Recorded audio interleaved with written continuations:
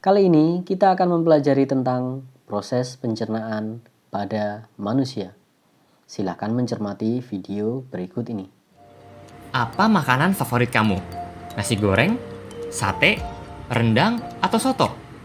Wah, begitu ngebayangin langsung deh nelen air liur.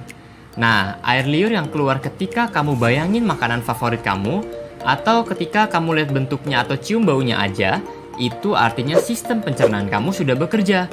Bahkan sebelum kamu mulai memasukkan makanan itu ke dalam mulutmu. Setelah makan, kamu pasti merasa kenyang. Kamu terus kembali beraktivitas, lupa dengan makanan yang sudah masuk ke perutmu. Tapi sebenarnya makanannya masih di perut, sedang diproses oleh sistem pencernaan. Makanan itu dicerna supaya menghasilkan energi agar kamu bisa terus beraktivitas. Lalu sisa pencernaan itu kamu keluarin deh besok paginya ketika buang air besar. Nah, sebenarnya apa aja ya yang terjadi pada makanan di dalam tubuh kita? Supaya tahu, yuk kita bahas mengenai sistem pencernaan. Apa saja organ pencernaan?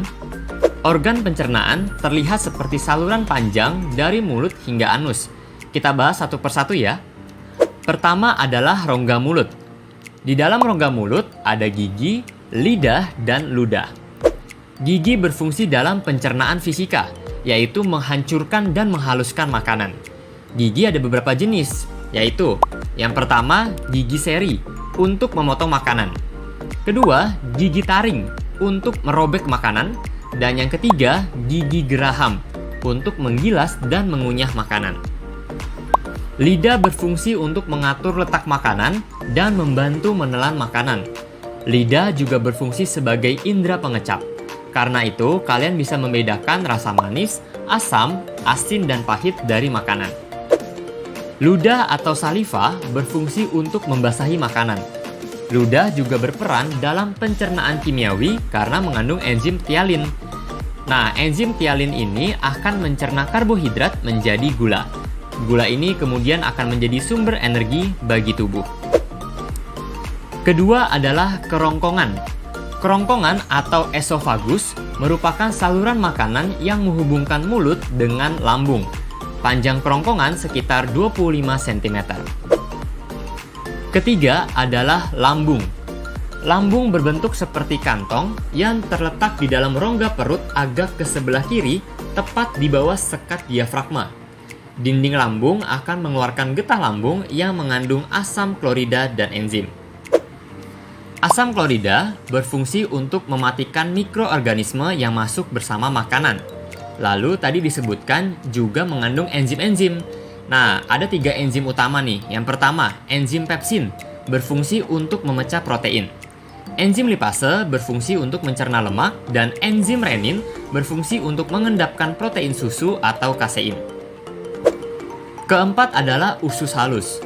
Usus halus merupakan saluran pencernaan terpanjang, yaitu sekitar 3-5 meter.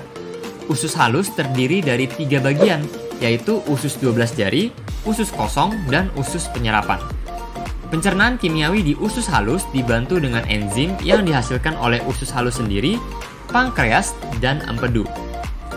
Zat atau enzim yang berperan dalam usus halus adalah garam empedu, berperan membantu mencerna lemak. Enzim tripsin berfungsi memecah protein menjadi asam-asam amino. Enzim lipase berfungsi mencerna lemak menjadi asam lemak dan gliserol. Dan yang terakhir, enzim amilase berfungsi untuk mencerna zat tepung. Kelima adalah usus besar. Usus besar berfungsi untuk membusukkan sisa-sisa pencernaan dari usus halus menjadi feses dengan bantuan bakteri Escherichia coli, serta mengatur kadar air dalam feses. Terakhir adalah anus. Anus berfungsi untuk mengeluarkan feses dari dalam tubuh. Proses pengeluaran feses disebut dengan defekasi. Bagaimana mekanisme pencernaan makanan?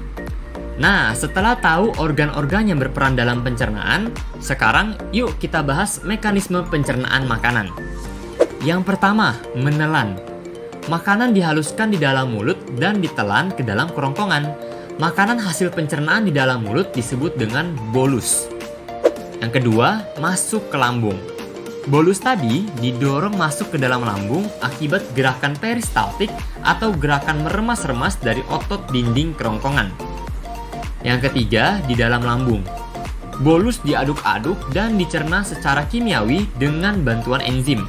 Bolus akan menjadi kimus yang berbentuk setengah cair atau seperti bubur. Yang keempat, masuk nih ke usus halus. Kimus kemudian masuk ke usus halus. Di dalam usus halus, kimus dicerna lagi dengan enzim menjadi zat-zat yang paling sederhana atau sari-sari makanan. Kelima, penyerapan. Di dalam usus halus juga, tepatnya di usus penyerapan, sari-sari makanan akan diserap dan masuk ke pembuluh darah untuk diedarkan ke seluruh tubuh. Sari-sari makanan ini nantinya akan diubah menjadi energi. Keenam, pembuangan sisa. Lalu, sisa-sisa makanan yang tidak diserap akan dibusukkan di dalam usus besar menjadi feses dan dikeluarkan melalui anus.